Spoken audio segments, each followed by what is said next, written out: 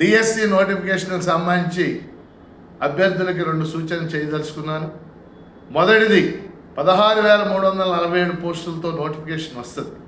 అయితే ప్రభుత్వం ఎస్సీ వర్గీకరణ తర్వాతే ఈ నోటిఫికేషన్ ఇవ్వాలని భావిస్తుంది కాబట్టి అది 2-3 నెలలు టైం పడుద్ది.